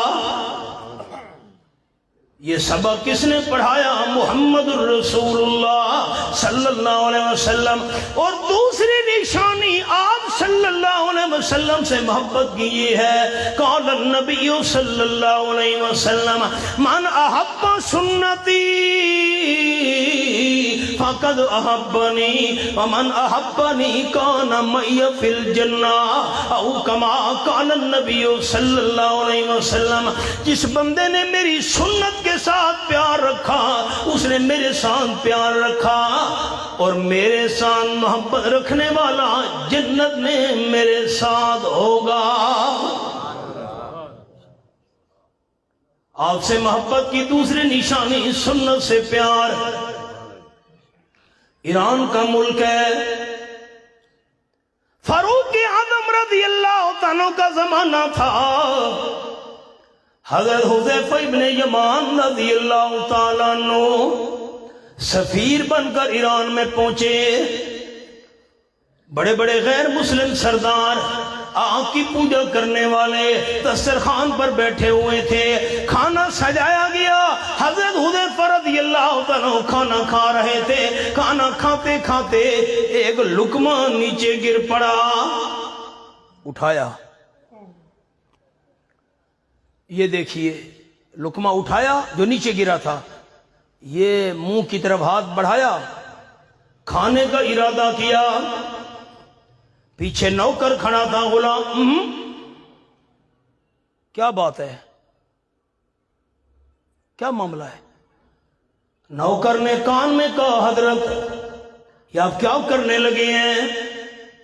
सामने बड़े बड़े गैर मुस्लिम सरदार बैठे हुए हैं, इज्जत का मामला है, लुकमा छोड़ दीजिए, बाकी जो रोटी पड़ी है लुकमा तोड़ लीजिए। ये गैर मुस्लिम ईरान के सरदार क्या सोचेंगे? मुसलमानों को खाना नहीं मिलता इसलिए गिरे हुए लुकमे भी उठा के खा लेते हैं, छोड़ दीजिए, इज्जत और बेइज्जती का मसला है। हज़रत हुज़ैफ़ा रज़ियल्लाहु तआला ने तारीखी जुमला बोला, फरमाने लगे, आतरो को सुन्नत हबीबी लिहाउलाइल हुमका। ऐ मेरे गुलाम, तू कहते इज्जत का मसला है, लुकमा छोड़ दीजिए। इन बेवकूफ सरदारों को खुश करने के लिए मैं अपने महबूब की सुन्नत को कैसे छोड़ दूं? तुझे इज्जत का ख्याल है और मैं हज़रत हुज़ैफ़ा को इमामुल अंबिया की सुन्नत का लिहाज है।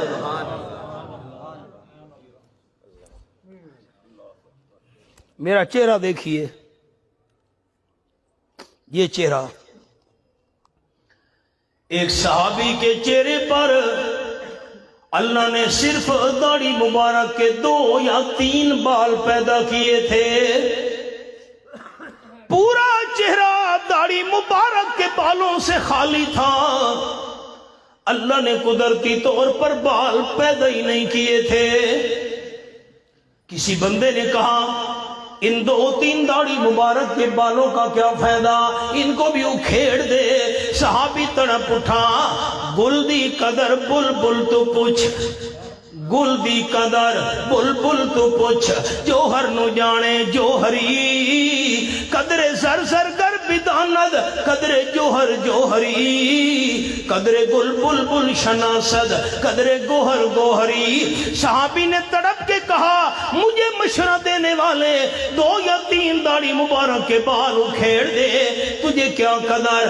داڑھی مبارک کو دھونا آپ صلی اللہ علیہ وسلم کی سنت ہے. نمبر 2 داڑھی مبارک کو تیل لگانا رحمت للعالمین صلی اللہ علیہ وسلم کی سنت ہے. نمبر 3 داڑھی مبارک کے بالوں کو کنگھی دینا امام المرسلین صلی اللہ علیہ وسلم کی سنت ہے. دھونا ایک سنت, تیل لگانا دوسری سنت, کنگھی دینا تیسری سنت. یہ جو اللہ نے میرے چہرے پر داڑھی مبارک کے 2 یا 3 بال پیدا کیے ہیں, ان کو دھو بھی لیتا ہوں, تیل بھی لگا لیتا ہوں, کنگھی بھی دے دیتا ہوں. 2 یا 3 بالوں کے ذریعے میں نے آمنہ کے لال کی 3 سنتوں کو زندہ رکھا ہوا ہے. حضرت علی رضی اللہ عنہ کی بات سناؤں. عید والا دن تھا, عید گاہ کے اندر پہنچے, ایک بندہ نظر آیا عید گاہ کے اندر عید کی نماز سے پہلے نفلی نماز پڑھ رہا تھا. اب نفلی نماز میں کیا ہے؟ قیام ہے, رکوع ہے, سجدہ ہے, سبحان ربی العظیم, سبحان ربی العالی, الحمد شریف, التحیات للہ.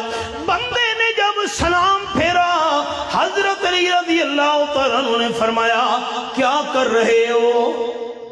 حضرت ابھی عید کی نماز شروع نہیں ہوئی, میں جلدی عیدگاہ میں آ پہنچا, میں نے سوچا نفلی نماز پڑھ لوں مجھے ثواب ہوگا. حضرت علی رضی اللہ تعالیٰ عنہ نے فرمایا اس نفلی نماز کا تجھے ثواب نہیں ہوگا, گناہ اور عذاب ہوگا. واہ جی واہ, نفلی نماز پڑھنے کا گناہ ہوگا, عذاب ہوگا. کیوں حضرت؟ حضرت علی رضی اللہ تعالیٰ عنہ نے فرمایا اس نفلی نماز کا اس لیے تجھے گناہ اور عذاب ہوگا کیونکہ عید گاہ کے اندر عید کی نماز سے پہلے نفلی نماز پڑھنا آمنہ کے لال کا طریقہ نہیں. سبحان اللہ. لوگوں نے سوچا ہی نہیں, یہ میں نماز پڑھتا ہوں, آپ میرے جج ہیں, آپ منصف ہیں, جسٹس ہیں, آپ نے انصاف کرنا ہے. اللہ اکبر, اللہم صلی علی محمد وعلی آل محمد. یہ نماز ٹھیک ہے؟ ہاں نہ تو کریں. میں رکوع میں چلا گئی, اللہ اکبر, اللہم بارک علی محمد وعلی آل محمد کما بارک. یہ نماز ٹھیک ہے؟ میں اصلی درود پڑھ رہا ہوں, باتوی نہیں. اللہ را دے انہیں اصلی درود بیٹھا پڑھنا, میڈ ان انڈیا نہیں, میڈ ان پاکستان نہیں. آپ کہیں گے مولوی صاحب ہم درود ابراہیمی کو ماننے والے ہیں, درود ابراہیمی پڑھنا ہمارے ایمان کا حصہ ہے, درود ابراہیمی پڑھنا عبادت اور ثواب ہے, لیکن درود شریف وہاں پڑھیں گے جہاں اللہ کے محبوب نے پڑھوایا. اپنی طرف سے دین بنانے کی ہمیں اجازت نہیں. پھر ادب کے ساتھ میرا سوال ہے, اذان سے پہلے اور بعد یہ جو صلاۃ و سلام کے الفاظ پڑھے جا رہے ہیں, آمنہ کے لال صلی اللہ علیہ وسلم نے, آپ صلی اللہ علیہ وسلم کے صحابہ کرام نے جب دین اور ثواب سمجھ کر اذان سے پہلے اور بعد یہ الفاظ نہیں پڑھے, ہم اگر پڑھیں گے ثواب نہیں گناہ ہوگا.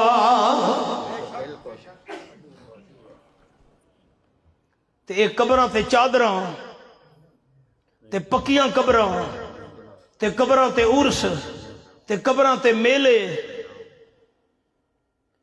یہ کہاں آمنہ کے لال کا طریقہ ہے؟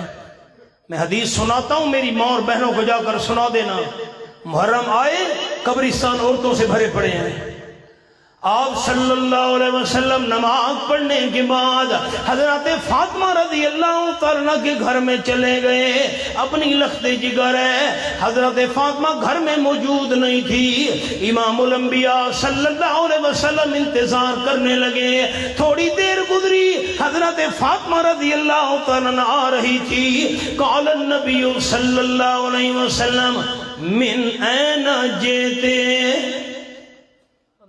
میری بیٹی یہ بتا کہاں سے آ رہی ہو, کدھر گئی تھی؟ حضرت فاطمہ رضی اللہ تعالیٰ عنہ کہنے لگی ابا جان یہ میرے پڑوس میں ایک آدمی فوت ہو گیا تھا, اس کے گھر وارثوں کے پاس تعزیت کرنے کے لیے گئی تھی. افسوس ارمان رسالت مآب صلی اللہ علیہ وسلم نے فرمایا میری بیٹی یہ بتا تم مرنے والے کی قبر کی زیارت کرنے کے لیے تو نہیں گئی تھی؟ حضرت فاطمہ رضی اللہ تعالیٰ عنہ کہنے لگی نہیں ابا جان میں مرنے والے کی قبر کی زیارت کے لیے نہیں گئی تھی, میں تو مرنے والے کے گھر میں وارثوں کے باندھ گئی تھی. میں قبر کی زیارت کے لیے کیسے جا سکتی تھی؟ مجھے آپ صلی اللہ علیہ وسلم کا فرمان یاد ہے, لعن رسول اللہ صلی اللہ علیہ وسلم زائرات القبور, جو عورتیں قبروں کی زیارت کے لیے جاتی ہیں ان پہ اللہ کریم کی لعنت نازل ہوا کرتی ہے. میں کیسے قبر کی زیارت کے لیے جا سکتی تھی؟ آپ صلی اللہ علیہ وسلم نے فرمایا میری بیٹی پہلے تو نے لعنت والی بات سنی ہوئی ہے, آج دوسری بات سن لے. لو زرت قبرہا لم تریہ رائحۃ الجنہ او کما قال النبی صلی اللہ علیہ وسلم, اگر تو میری بیٹی مرنے والے کی قبر کی زیارت کے لیے گئی ہوتی تجھے جنت کی خوشبو سونگھنا بھی نصیب نہ ہوتی.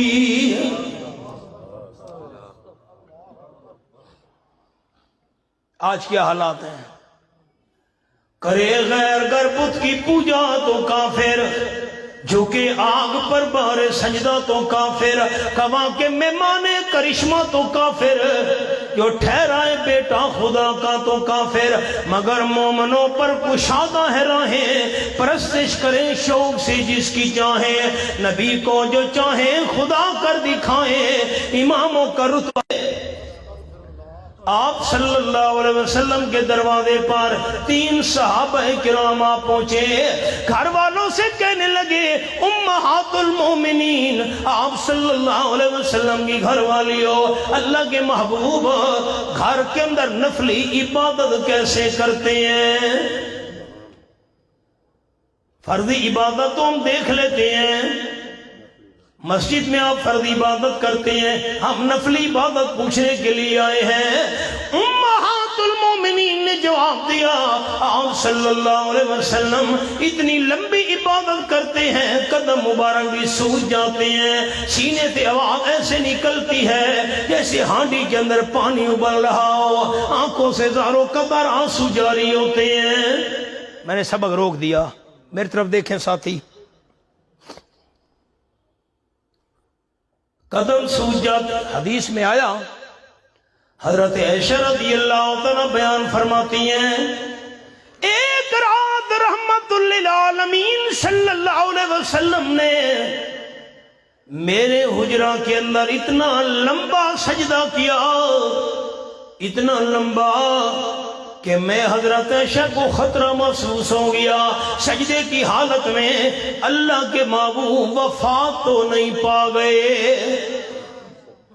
میں نے قدم مبارک پکڑا, ہلایا, آپ نے آواز اونچی کر دی سبحان ربی الاعلیٰ. تب مجھے یقین ہے آپ لمبا سجدہ کر رہے ہیں. ایک رات آپ صلی اللہ علیہ وسلم نے حضرت عائشہ رضی اللہ عنہ کے حجرے میں نماز شروع کی. قیام کی حالت میں اتنا روئے. حضرت عائشہ رضی اللہ عنہ بیان کرتی ہیں آپ کی قمیض کا دامن آنسوں سے تر ہو گیا. حدیث میں آیا ہے, میری طرف دیکھیں. جب آپ صلی اللہ علیہ وسلم نے سجدہ کیا, حضرت عائشہ فرماتی ہیں اتنا روئے سجدے والی جگہ بھی آنسوؤں کے پانی سے تر ہو گئی. جب اتحیات میں بیٹھے اتنا روئے داڑھی مبارک بھی آنسوؤں سے تر ہو گئی. اور جو قدم سوج گئے ہیں یہ کوئی معمولی ہیں؟ قرآن پاک کے الفاظ یہ میرے سامنے آخری پارہ، سورت کا نام سورت البلد.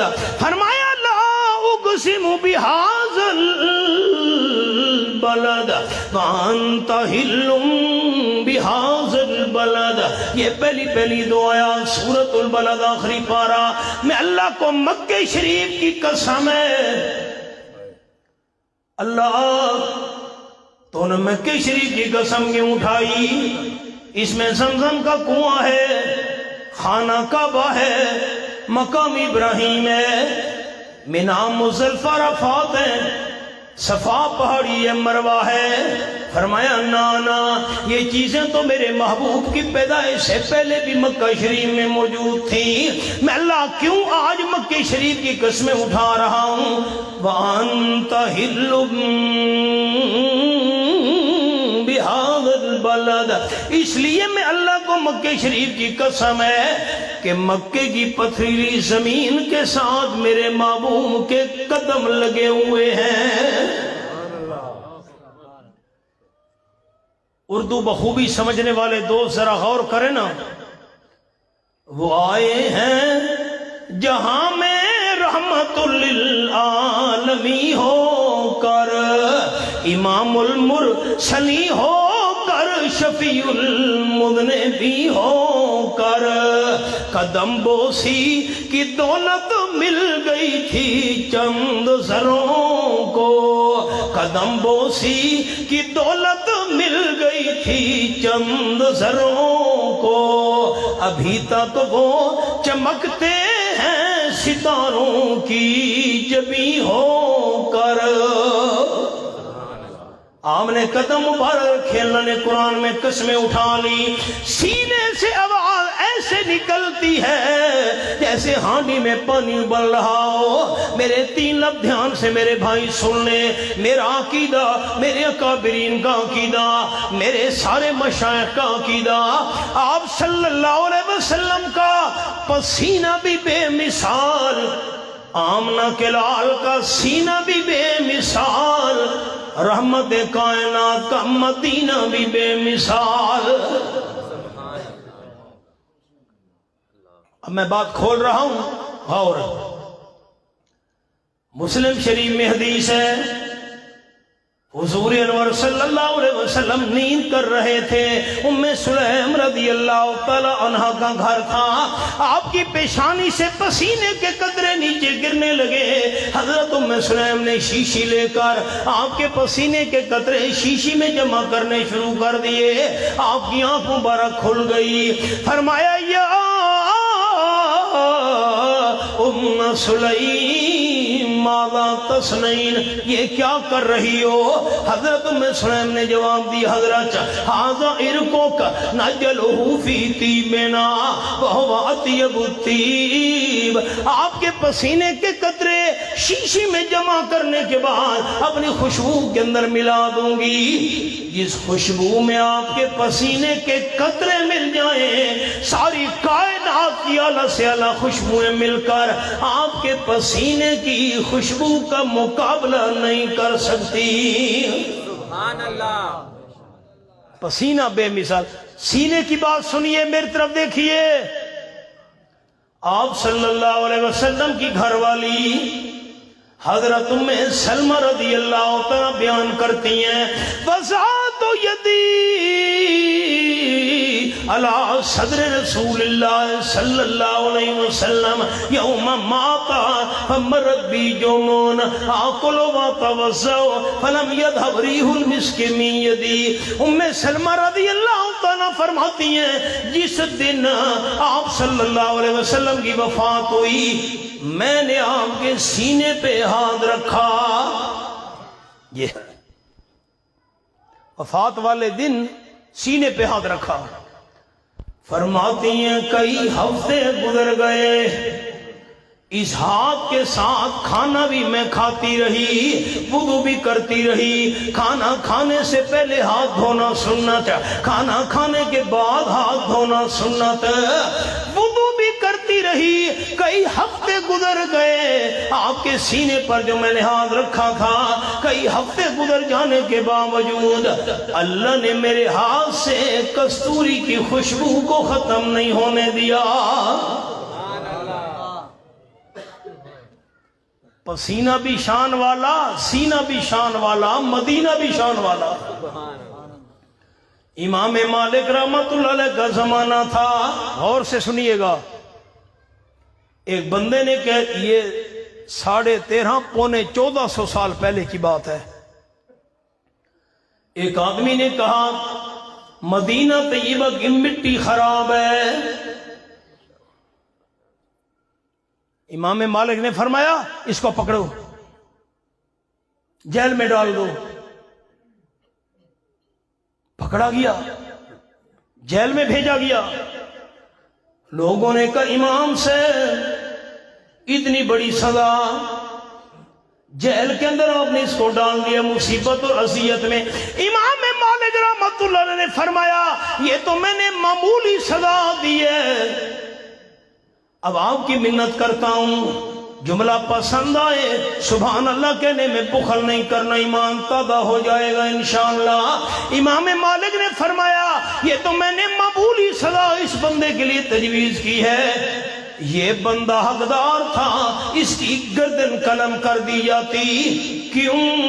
اس نے کیا کہا ہے کہ مدینہ طیبہ کی مٹی خراب ہے۔ امام صاحب نے فرمایا یہ قتل کرنے کا مستحق تھا، جس زمین پر آمنہ کلال کے قدم لگے ہوں اس مدینے کی مٹی کیسے خراب ہو سکتی ہے؟ مدینہ مدینہ مدینہ مدینہ ہے، سینہ بھی بے مثال، پسینہ بھی بے مثال، مدینہ بھی بے مثال۔ امہات المومنین نے جواب دیا، سینے سے آواز نکلتی ہے رونے کی، ہانڈی میں جیسے پانی ابل رہا ہو، آنکھوں سے آنسو جاری ہوتے ہیں۔ تینوں صحابہ کرام نے قسمیں اٹھا لی، ایک کہنے لگا واللہ اللہ کی قسم اصلی لیلہ ابدا ولا ارقد، اللہ کی قسم میری جتنی بھی زندگی باقی ہے ساری زندگی رات کو نیند نہیں کروں گا، جا کر اللہ کی عبادت کروں گا، دن کو سو لیا دن کو تھوڑی دیر آرام کر لوں گا، رات کو جا کر عبادت کرنی ہے۔ دوسرے نے کہا واللہ اصوم الدہر ولا افطر، اللہ کی قسم میری جتنی زندگی باقی ہے ساری زندگی نفلی روزے رکھوں گا، رمضان کے فرضی روزے، باقی سارا سال نفلی روزے، کوئی روزہ نہیں چھوڑوں گا۔ تیسرے نے کہا واللہ لا تزوجوا ابدا، اللہ کی قسم ساری زندگی شادی نہیں کروں گا، نہ بیوی بچے ہوں گے نہ ان کا فکر ہوگا، اللہ کو یاد کرتا رہوں گا۔ یہ قسمیں اٹھا کر تینوں چلے گئے، آپ صلی اللہ علیہ وسلم واپس آئے، گھر والوں نے حال سنایا۔ اچھا سارے صحابہ مسجد میں جمع ہو جاؤ، سارے صحابہ اکرام مسجد میں جمع۔ وہ کون 3 بندے آپ نے فرمایا جو ابھی گئے تھے اور میرے گھر والوں سے میری عبادت پوچھی تھی نفلی، کون ہے وہ؟ قسمیں اٹھائی ہیں انہوں نے، کون ہے؟ صحابہ کا بکا رہ گئے۔ آپ صلی اللہ علیہ وسلم نے فرمایا واللہ غیب عن سنتی فلیس منی، جس بندے نے میری سنت سے منہ موڑا میں اللہ کے محبوب کا اس بندے سے کوئی تعلق نہیں۔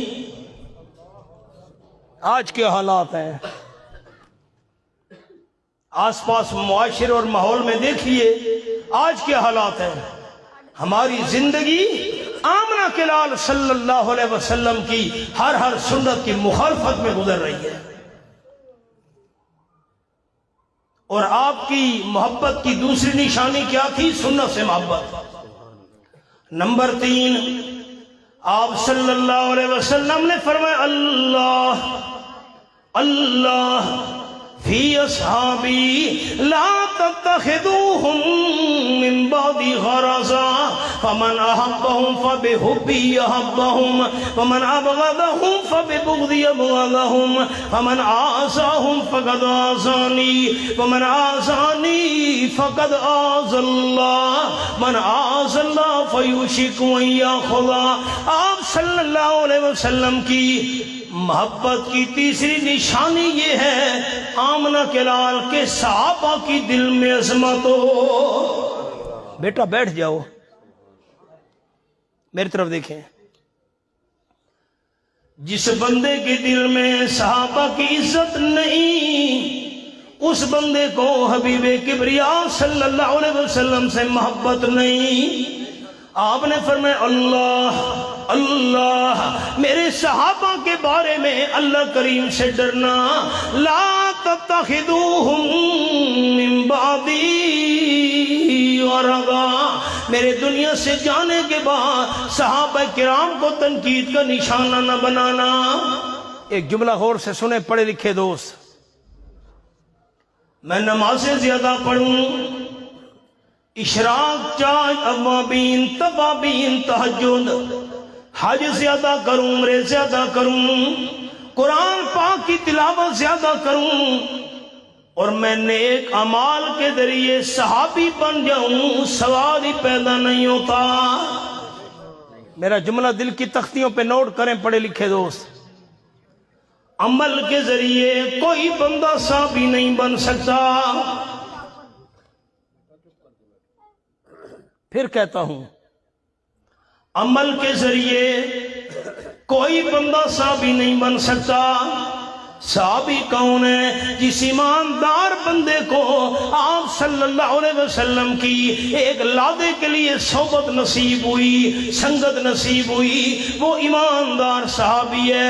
قیامت تک آنے والی امت کے لوگ اپنے نیک کمال لے کر آئیں، ترازو کے ایک پرڑے میں ساری امت کے نیک کمال رکھ دیے جائیں، ساری امت کے نیک کمال مل کر آپ صلی اللہ علیہ وسلم کے صحابی کے ایک لمحے کی شان کا مقابلہ نہیں کر سکتے۔